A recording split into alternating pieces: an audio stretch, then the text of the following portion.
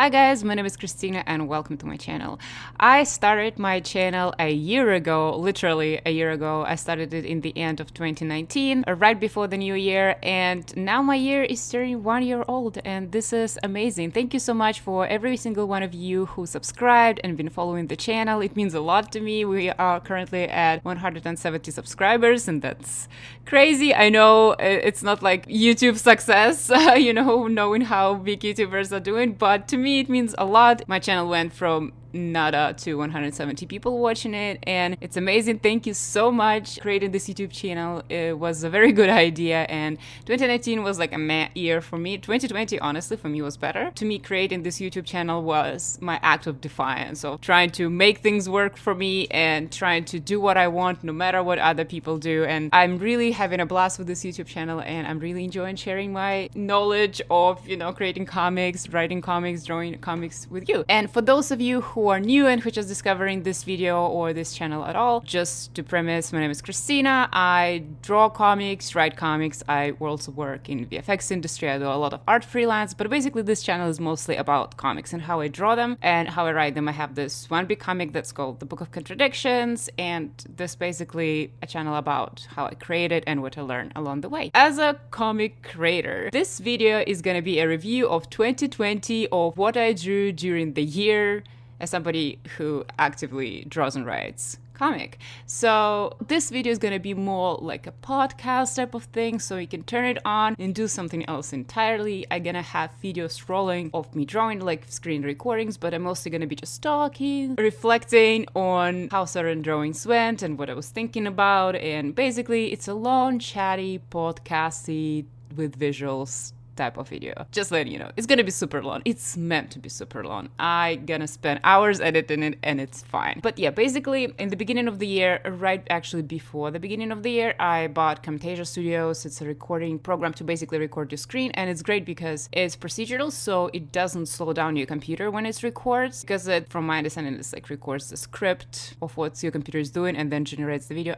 I don't know really how it works, but your computer doesn't lag when it films. And I have iMac, so it's 5K Retina resolution. If I'm drawing for 2 hours, you can imagine the amount of footage it would generate. Otherwise, it would literally just record as a video. Yeah, so I got this program and I started recording for YouTube and for Patreon, and this program is really amazing and helped me to gather tons of footage of me drawing. So I'm gonna be reviewing all this footage basically, and also some things that I didn't record, I also will talk about it. But basically, let's start from the very beginning of the year and just review everything I did. So I started the year actually not working on my comic because I was actually finishing working on another project, freelance. So aside from having a day job and drawing my comic basically as another full-time job, I do a lot of freelance as well because your girl can't chill. So I was actually working on another project in the beginning of the year. It's called Christmas Nevermore. It's something that we're pitching to potentially become a TV show or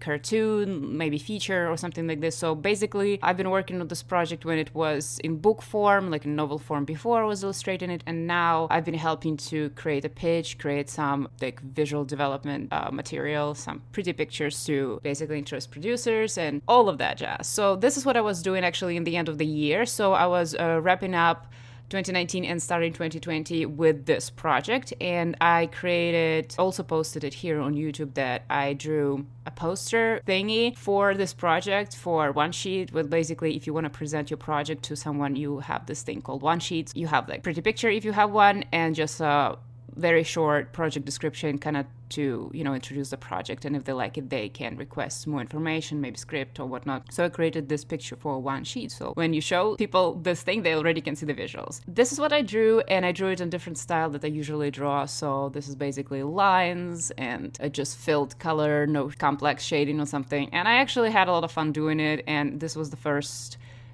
drawing session, let's say, that I was recording with Camtasia, and I totally enjoyed it. It was really fun. And after I finished this poster, I was drawing just overall characters for this project, variations of looks of characters of this project. I really, really enjoyed it. But obviously, even though I enjoyed this project a lot, I obviously enjoy my comic way more. Nothing compares to this. So then after I finished with this Christmas Nevermore freelance, I went back to my comic and was working on it. And I was finishing chapter 7 of my comic, and the last scene of chapter 7 is the scene where one of the main characters, Sekaishi, is kind of confronting this monster. Well, she's confronting a lot of things in this scene. She's confronting a lot of aspects of this world that are very alien to her, and she doesn't really understand what is going on. She also sees this monster and tries to protect the elderly lady, and realizing kind of like how death works in this world. It's very loaded kind of scene, but mostly as I was finishing, it was like this battle between this girl and this monster. It was, I really liked this scene because this is the first time my main character, so she's kind of past the situation where she's just introduced to the world. You know, she's kind of came in, she's like, wow, oh my God, new world, you know? And it's basically the same for the reader. Like, we pass the situation where we kind of have a setup how the character comes to this world, and then they see the world. We're past that. Now the character is full on, oh man, realizing what's up and what they got themselves into. So this is where we're starting this, and I'm really enjoying this because now I actually can really introduce the world to the reader and tell what's up, basically. And I wanted to immediately say, hey, this world is just the world. It has beautiful things in it. It has very dark things in it, and immediately has a political conflict that is messy, that you don't immediately grasp at all, because I wanted it to be like complex, and wanted my main character to be like, wow, that's not exactly what I thought it was gonna be, but all right. So this chapter is kind of it. Like, I started to have some violence, and I also start drawing my characters more detailed, kind of see if I can bump up the details without compromising the speed, and I think it worked out. And overall, just bringing my character's expression out of her, because she doesn't mind going and fighting her way through. Basically, actually, this is the way she works within the world, because she's an orphan and she didn't get easy in life, so it's easier for her to just fight her way out, push everybody away, all of that good, so no good things. So this is what I finished drawing, and this scene has yellow tone. I was trying to get the colors looking a little bit more like sickly, because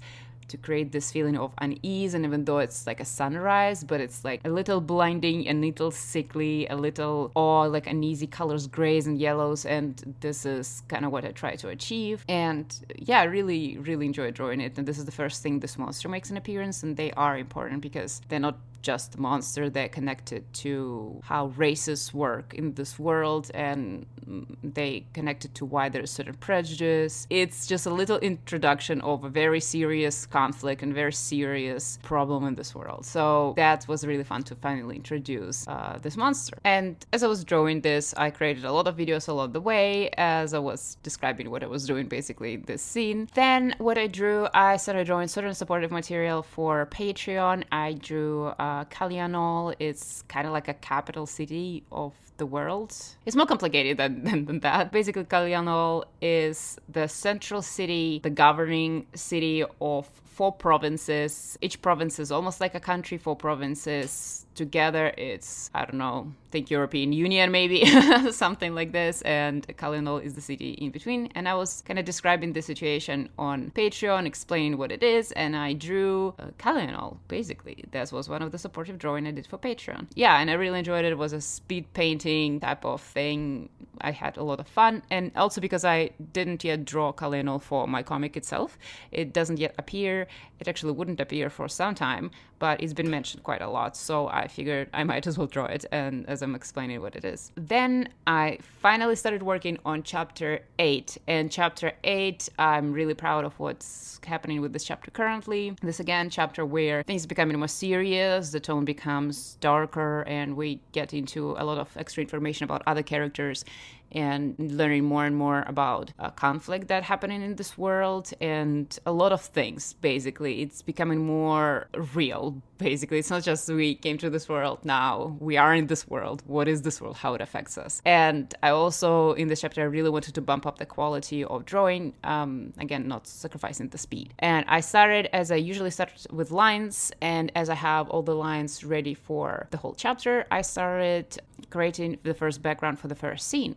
And I have the whole process, basically everything I'm talking about. There is videos everywhere. I will be linking them in the corner, so keep an eye. But basically, I created the whole video series of 3 videos of how I'm creating backgrounds specifically as I was drawing one particular background. But yeah, I created this background with a lot of clouds. I wanted it to be super spacious and translate the feeling of, wow, this place is huge, and deliver the knowledge of how big locations are, that it is a brand new world and there is space, and it's not like just you go from one city to another city. There are like huge spaces between cities. There's different forests and rivers and other like more magical things between, and it's a lot. So I wanted to translate it. I wanted to create space, and I put a lot of effort in this background. Actually, I think I overdid it a little bit at some point when I was drawing little grass slings on the foreground. I was like, wait a second, Christina, like it's still a background for the comic. Calm down. The comic still needs to be not like super detailed because it's still a comic. And I was like, had to tone down this background a little bit, because if I keep this is that quality, I realize I have to bump up the quality of everything way too high. I will have to sacrifice time, and I couldn't afford this, so I had to bring down a little bit. So after this background was done, I did another background for this scene, because usually how I do backgrounds is I do background on one side, background on another side. So then, depending like east, west side, whatever. So I can use corresponding backgrounds depending on where the camera is looking. So, and after I finished another background, this is where I started drawing the characters, and I was listening to audiobook at this point. I think some King Fountain, that's the name of the book. It's a fantasy book. Really enjoyed it, and it's funny because I was listening to it, and now as I'm looking at the pictures, I just remember listening to the book. And this scene was a little challenging because almost in every frame you have 4 or 5 people. There was a lot of people, and there was also a carriage, and there were horses. Like horses are heterods, kind of like unicornish horses type of, but I didn't want to call them unicorns, because unicorns, the word has just it's such a loaded word in our language and I didn't want all this meaning that it's loaded with to be in my book, because in my book it's really just type of horse with horns. And the way I want my fantasy world connect with our real world is that, assuming that at some point, obviously, worlds interacted and humans in our world got some inspiration from Silana and created the old folklore based on some basic, normal, everyday things that Silana has. Silana is the name of my fantasy world. So I thought, well, if they have just horses, but the horses have horns, some have them, some don't, some have several horns. How about humans saw this and they're like, oh my God, this is a horse with a horn, a unicorn, oh my God. And they created the whole mythos around it, but for Silanians, it's just the horse with the horn. So, and they called heterods. They're not even called unicorns. But yeah, this is kind of thoughts that I'm putting in that probably nobody cares about except me. But this scene was particularly challenging just because of amount of people there, and I wanted to still bump the quality and introduce the character in there that is literally sleeping there. So I like doing this. I don't want to just introduce the character in the scene when they actually start talking. I like to kind of show the character that will be introduced before, so we get like a glimpses of them. So kind of like, preview of characters that are important. So I don't know, something I like doing. Yeah, and as I was drawing this chapter, I actually start thinking about, okay, this character and characters that kind of connected to this character, how they're gonna interact with another main character, Croy, in the scene. And I don't know, I've been plotting as I was drawing it. It was fun times. So after this scene was over, I shifted to another scene, and this scene is back to my other protagonist, Sakai, and this is very fun scene because it is kind of dream sequence. She is dreaming. She thinks she is dreaming. She's not quite dreaming. Basically, there is a way to tap into the memories of the world. Basically, the world, Silana itself, it has both consciousness, basically what's happening right now in reality and subconsciousness. So the world has memories and of everybody, like something that everybody thinks and everybody is afraid of and remembers, it stores it too.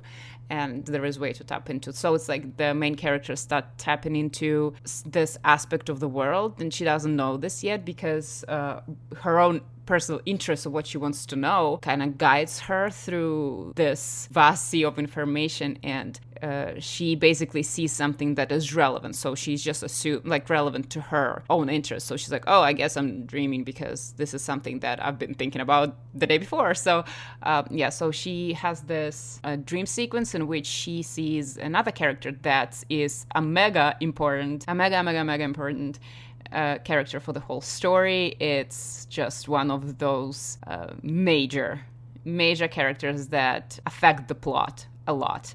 And I thought it's an interesting way to kind of introduce the character through the sequence where we don't even know if this character is even real, is main character just imagining her. And I got for this scene, first the background I had to draw again. It's a sand dune-ish background, and I really enjoy drawing it because it's very different from what I've been drawing in my comic before, like trees, grass, forests, mountains, dunes, beautiful, like it's happening in the East Province that is very hot and dry, and I just love the culture of this province. I just can't wait to dip my toes in it and just start having fun. But basically, it was fun for me to draw it. And the designing the character that is appearing, that main character is seeing, I really, really enjoyed because I want this character I want her to look like she commands power, that you don't mess with her, basically. I want her to have this vibe around her of strength of her character, that she does what she wants and she gets what she wants, and she is just that powerful bitch. Like, I don't know. I wanted her to have this vibe around her, and I wanted it to be obvious on her face.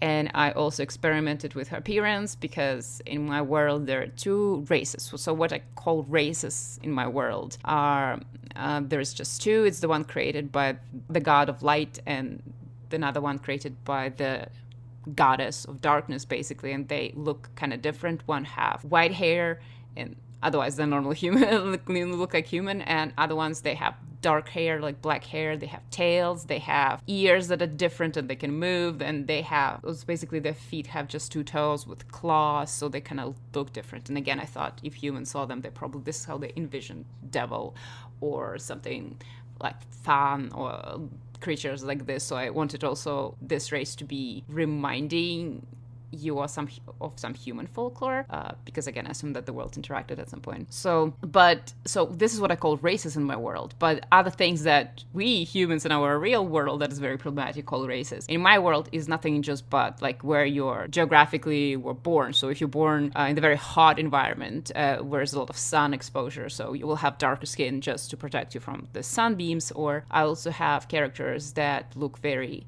Asian descent, that like I was drawing inspiration on China, Mongolia, and some Asian parts of Russia for their appearance. So they look that's what we would call Asian, I would assume. So, but they all live in the northern province, and there is also western province that is just Caucasian-looking people. So even though they can look like humans from, for example, from Asia would look like, or human from some African countries would look like, it's not considered racist. So they can, in my world, so they still can have this kind of racial appearances, like fantasy racial appearances. So they can still have this white hair, or they still can have this fantasy tail look like creatures. So basically, this character that I'm introducing in this scene, she is Easterner, so she's from the Eastern province, and she has this darker complexion because East is very hot and exposed to the sun. But at the same time, she's a Kandu, so she's this race that have white hair, and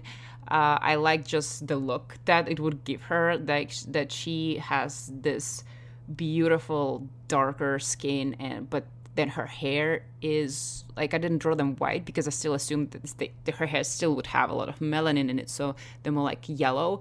And I don't know, I just had fun with her character design, and I'm just really, and I love like this I don't know, her hair is just like a halo around her head, like so golden and curly. I don't know. I just had fun with her. And I really like this character. It intrigues me. And yeah, I'm looking forward to drawing more of this character and crafting her story. And then after I finished this sequence, I also kind of did a break and did another thing for my Patreon. I drew like a portrait of my character.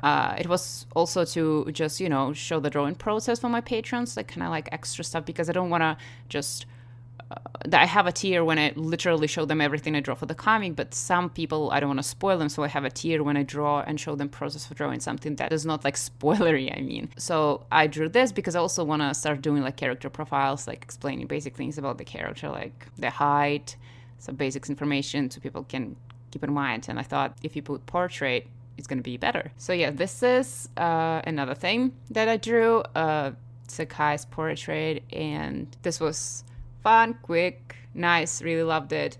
And then I drew, also for my Patreon, I drew a pigeon, because a lot of people, I did like a poll, I was like, what do you guys want to learn about my world? And a lot of people ask for pigeons, because pigeons in my world, they're unusual. So they're basically like smartphones. So you have these pigeons that they can carry information from one character to another, and they cannot lie, and they're unable to hear lies. So they're also used to, make sure nobody is lying, double check information. They basically remember everything. They can not only carry textual information, like sounds, like just say what people said. They can also transmit visual information, and they are able to travel through this subconscious aspect of the world. So they literally just load it with information, and they're not really like physical living beings. They're a little bit more on the non-physical side. So I don't know, pigeons, they are a very specific aspect of this world. So a lot of people were asking, so I create kind of like a sheet with some information about the pigeons. So I also drew a pigeon to go with this post about them, just so people have some visuals. I enjoy drawing this pigeon, and I don't know, it's just like fun exercise to just draw something basic like a pigeon. I don't know, if you're an artist, I think it's pretty fun to draw some very simple things, not necessarily badass fantasy situations. Sometimes just a pigeon is good enough. So yeah, I drew this. That was fun. So another scene is basically our character waking up, and she is traveling through northern province, and she having a conversation with this older lady that she helped out, that she protected last time, and the lady decided to help her in the return. And they have very awkward conversation because Sakai doesn't know much about this world, and she tries to, hide this fact that she literally is not from this world at all, because last time she said it didn't go well. And the old lady also hiding certain things because she already has a plan in mind. She's super pissed with a lot of things, and she wants to do stuff. Wow, that's very... that's very telling, eh? But basically, a lot of like both characters are not saying everything, and there's a lot of something hanging in the air, understanding that there is more to this that meets the eye, and that also traveling through this a little bit uneasy terrain. You have this very aggressive looking mountains that we're later gonna find out they have certain meaning to this world. But basically, there's a chapter where like people are talking, hi, how are you? I'm good. Where are you going? Basic talk, but everything else in the scene is saying there is way more to everything that is happening. So that's the point of the scene. And yeah, basically talking about the scene, that what I can say, a lot of hair, a lot of white hair that I drew. That's when I think about the scene, is just all of the Sakai's curls that I can remember, and drawing her shirt, like her sweatshirt. I don't know when I'm gonna be printing the comic. Maybe I should do something with, because her shirt is Toronto Raptors, which is Toronto basketball team. I don't know how illegal is that to, when I print it and like earn actual money on printed version. Are they gonna sue me, or I can message them and be like, hey guys, like, I'm gonna promote you. I don't know, we're gonna figure it out later. But yeah, drawing her sweatshirt was a big deal. And then I started drawing something like a cover, also to record something for my patrons who don't want to be spoiled but still want to see my drawing process. And then was basically, I realized my comic doesn't really have like a cover. It has one where Sakai is just on the heady road running, helping, I don't know. But I don't have something that says a little bit more about the comic and has a little bit more than one one character, something like a poster effect. So yeah, I started drawing something like this. It's still not finished. I did a couple of videos for Patreon, and then I did a live drawing on my Instagram. I'm gonna link my Instagram. It's pretty fun. Go follow. And I do a lot of live drawings. So I just put my camera and just draw and talk to people. So this is kind of what I was drawing. It was really fun, and it's a little out of my comfort zone because I'm that type of person. I'd like to draw something that directly goes into the story, that has specific purpose. I draw it, and I know it's page so and so, and it extends my story forward. And when I draw something like a cover, I always struggle, and I think, but it doesn't help my story to go forward. It's just a cover. It doesn't matter. Like, even though I know a lot of artists, they like to draw like just the prettiest moments of the comic, and it's more challenges to just draw page by page part of the comic. I am very result oriented. I want to have results. I want to know I made a progress. So to me, it's more difficult to draw something that is maybe pretty but doesn't propel me forward. So I was like, it was a little out of my comfort zone. But, you know, I still had fun. Then I still worked a little bit on the scene with the main character, Zekai, and the older lady.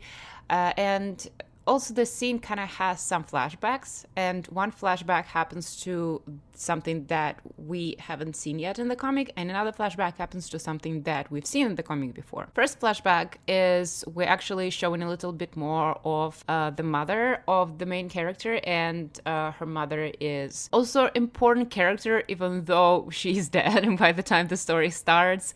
Her mother is clearly someone who kept some secrets, clearly.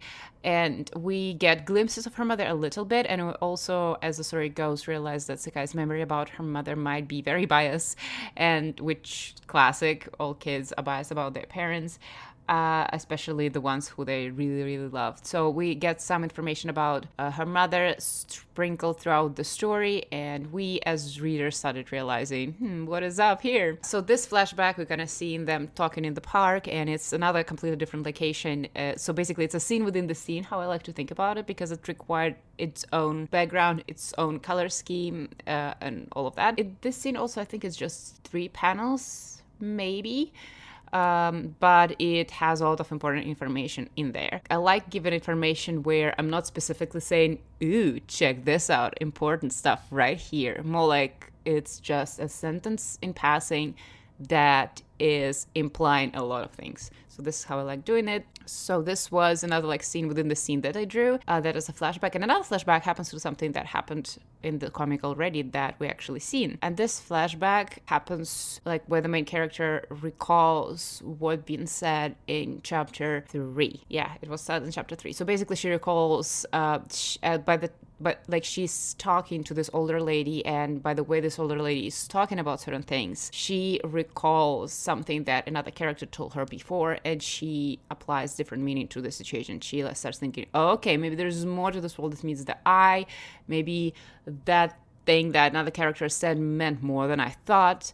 So she starts thinking about this, and for that, because the style of the comic changed a little bit, I actually just grabbed the panel from that, like from chapter 3, and redrew it a little bit to fit my closer to the drawing style I have now, to the level of details I do now, and yeah, so it flows better, and it's a little different, a little more interesting. That was happening with this scene. I think I'm gonna have like a count of pages somewhere and just show how many pages were completed somewhere. I don't know. And this scene transitions into another scene that is the biggest scene of the chapter, and that has a lot of stuff happening in this scene. So before I even started drawing this scene in color, I was struggling a little bit with lines for the scene. And when I mean lines, it means basically I have a script ready, but there's kind of like another level of scripting that happens when I put actual lines on the paper, and I decide, all right, this as he's saying this is what he's doing, as this line of dialogue was being said, this is what another thing being implied with the character poses, with actions that they take. So basically it's another level of basically scripting, and I did a lot of passes on this chapter. I had a lot of time when I would like create lines for the scene, and then I would scratch all of them and just start again, because I realized it's not really exactly that, it's not really going in the right direction, And yeah, that was something I was struggling, because I really wanted to be streamlined, because a lot of things happening in this scene. Basically, I have to make readers kind of remember everything that was sprinkled before a little bit. And then basically, like another protagonist, Croy, he's in a little bit of a hot spot. So he is in a tense situation of danger, and also he has to evaluate like the danger he's in. And there's other characters who kind of might have their own plans in regards to him. And as he is in danger, he is also not recalling something.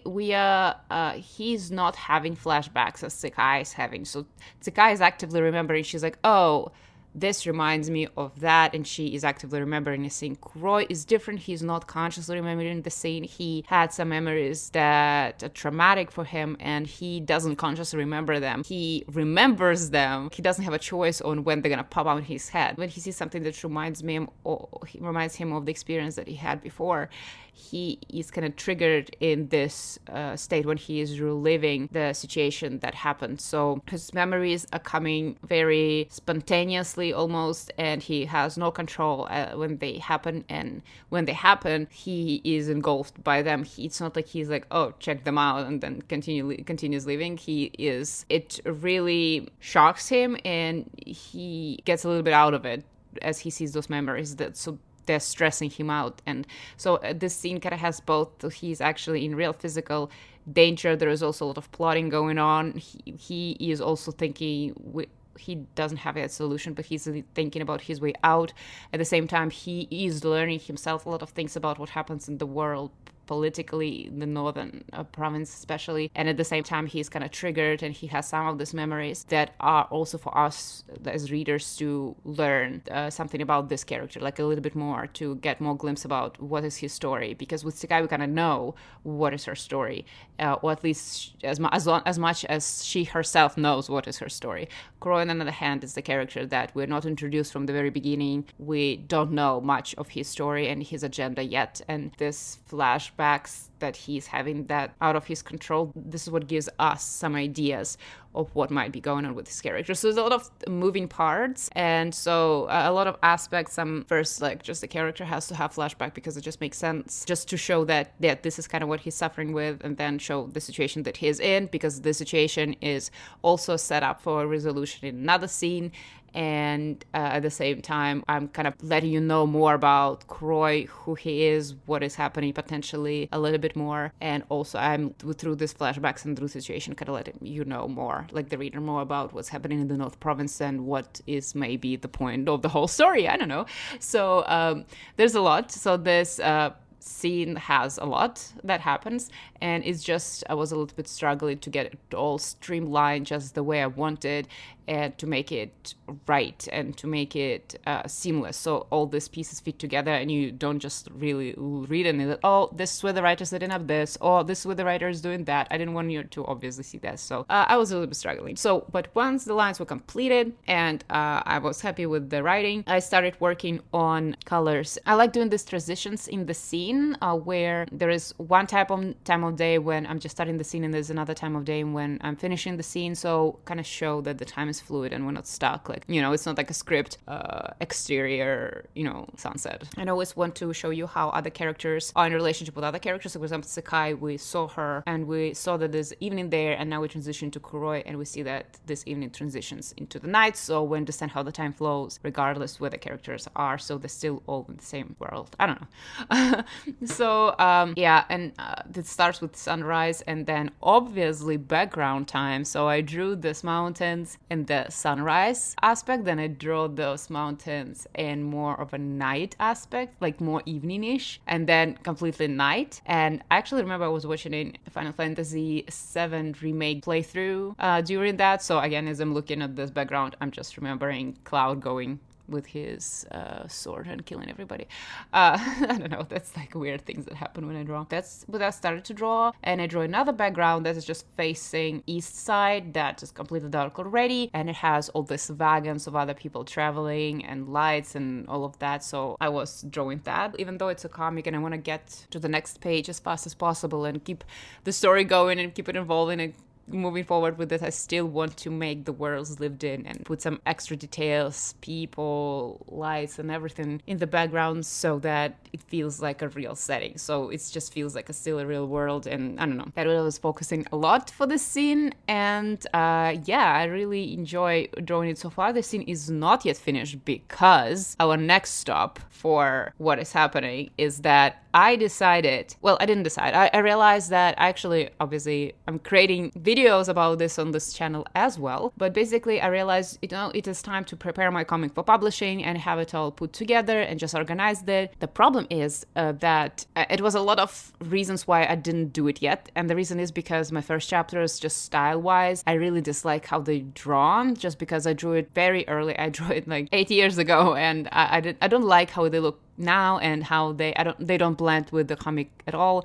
So I realized, okay, if I really want to print my comic and make it work, I have to redraw a lot of my older pages. And I realized I have to do it. God damn it. And I never wanted to do it before because it's a lot of work. And it's not just a lot of work, it will also gonna set me back, because while I'm doing this, I cannot draw forward, and I kind of didn't want to do it because of this. I just wanted to continue drawing my comic. Again, I'm all about results, but there is something that kept bothering me, that my earlier chapters, especially chapter 2, are not good enough and they'll really stand out. And because of this, it's stopping me from just binding my comic together, like first chapters of my comic together to print it. So I realized, you know what? I realized I have to get it done. So in the beginning of October, in the end of September, the beginning of October, I realized I'm gonna try. I'm gonna see, because I knew it's a lot of work and I was scared of how much work it's gonna be, and I almost didn't want to commit until I realized that I can do it and it's not gonna take me a year to do it, because it's a lot of time. I started testing it, so I went back to my chapter 1 to, so basically I just put together a document from my chapter 1 to 5 that I wanted to be a first bundle. Chapter 5 is fine. I actually like how it looks. Chapter 4 is pretty good too. Chapter 3, like the ending of it is all right. Chapter 2 is absolutely terrible. The beginning of chapter 3 is a little off too, and chapter 1 is a little better, but still kind of will need redraw. So, and I started with chapter 2, and I just started redrawing page after page after page, and in the end, I think I redrew almost 200 pages. But yeah, it's a long process, and I'm not done yet. God damn it. I hope to do it in October, November, and a little bit of December. This is what I realistically realized how much time it's going to take. But then in November, I got a very big freelance project that I not only couldn't say no to, I wouldn't say no to a freelance project ever, but also it was a very demanding project. It was a VFX project where I was creating like actual visual effects. So it took a lot of time and a lot of it's a very time-consuming, hard project, but so I literally set my comic aside and I was like, you know what? I'm gonna dedicate my time to this project, because it's obviously this project is, you do it once and it's done. So, and then I can return to my comics. So I took my time to focus on this project, and it's pushed me back, and it set me back to like 1 month at least. So now I'm recording this video on December 28th. I still have, I think, 8 pages to finish to complete my redraws. Most redraws are done. Most of it is done, so I have this almost peace of mind. I'm still annoyed that it looks like I'm not gonna finish it by the end of the year, because I'm going to Alberta in 2 days, on 30th. I don't know, depending how travel is gonna be, but basically I live in Ontario in Canada, and I'm going to go to Alberta, just literally go and hike inside of the mountains. It's like ultimate isolation, but at least I will have a better view. So that's I'm not definitely taking my computer with me, so I'm not going to be drawing. So it seems like I won't be finishing those redraws by the end of the year, which is just not ideal, you guys. It's I like achieving things. This is not ideal, but I redrew a lot of pages, and I'm happy with where they are. It's just, when you're going in the going back and redrawing or redoing some of your older work. It's like opening a can of worms. You start doing it, and then you're like, oh, I can also do this better and this better and this better. And at the same time, you really want to continue with your actual, like, I want to continue with chapter 8.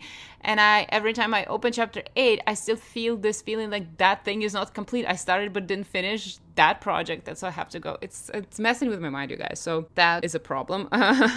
But I almost completed it. And also because the challenge of the redraws is that I have to match it. So I drew it to make it match my current style of the comic. And also improve chapter 2 because chapter 2 is atrocious. But and another thing is that I can't draw it on this exactly with the style that I draw it now, because you see still progression of improvement from chapter 6 to chapter 8. So when I'm drawing chapter 1 to chapter 5, I cannot go to the level of chapter 8. It still have to be under the level of chapter 6. So it doesn't go like one style, that a little dip in skill in chapter 6 and then improvement by chapter 8. So I still have to keep it below chapter 6 style. I don't know, it's pretty complicated. I'm gonna explain more when I'm gonna do I'm doing the whole series of videos about those redraws. And yeah. Almost done, you guys. I'm happy with a lot of work that I've done. Like, I'm happy. But another thing, we'll figure out about the printing and everything. It's just, I don't know. It's a complicated topic because I'm not good at selling physical copies of my book. I don't know. I suck. I don't know. We'll see what 2021 gonna bring. But yeah, at least I know. So I'm redrawing then, and I'm like, but Christina, will it really bring you success? And I'm like, I don't think so. But I need to do it for my own peace of mind. And I'm doing it for my own peace of mind. And on the back of my mind, I'm afraid that I'm wasting my time, that I could be drawing my actual comic. Anyway, the good thing that I have backlog, so I could afford it because as you guys seen, I'm actively drawing the last scene of chapter 8, but I just started posting chapter 7, so I'm more than a chapter ahead, almost 70 pages ahead, so it's all good. So at least I have time. It's not like I cannot still release my current pages in time, but I still need to finish it because I have to finish it. I'm so over it. I want to just get, yeah. I have to stop because it's a lot of mixed feelings, and I'm gonna do a lot of videos when hopefully my thoughts are more organized. But that's kind of my year in review, and yeah, as you can see, there's a lot of pages. So yeah, I'm pretty proud of what I've done, and yeah, it's a lot of drawings. It's a lot of work, and I'm pretty happy with what I did. And it's interesting that this year I can actually look back and look at the videos, what I've done, and I also did a lot of other recordings for Patreon, and this year I was doing a YouTube video per week, and I am if I can say so myself, I'm proud of myself for the work I did. So yeah, I hope, I don't know, this let me know what you guys think about the format this long. I personally like super long videos on YouTube, and I like just following other artists and other writers' perspective and how they do their work. I really like doing that. So yeah, let me know if something like this is interesting to you, because I like just looking back and reflecting and analyzing. Yeah, so I thought by the end of the year, this is what we're gonna do. I know 2020 is a pretty interesting year. That's a historical year we just lived through, guys. So I actually feel like we're getting to better times, different times, better times. And I really hope that you guys handle 2020 as champions, and probably you in one way or another encounter difficulties. And I hope you guys are all right. I hope you have enough strength to pull through and get into 2021 and shine your light into the world and get things done, and achieve your goals and not give up. And I hope 2020 didn't crush you, and you still have strength and determination in you, and you're ready to take on new challenges and show what's up to the world. So thank you so much, guys, for watching. Thank you so much, guys, for being with me during this year. I really appreciate it. It means a lot. My teeny tiny YouTube channel is, I really enjoy it, and it means a lot that you guys are showing up and watching my videos. So thank you so much, guys. Happy New Year, and I do honestly wish you all the best in the year to come, and I will be very excited to see you then. So thank you so much for watching, guys.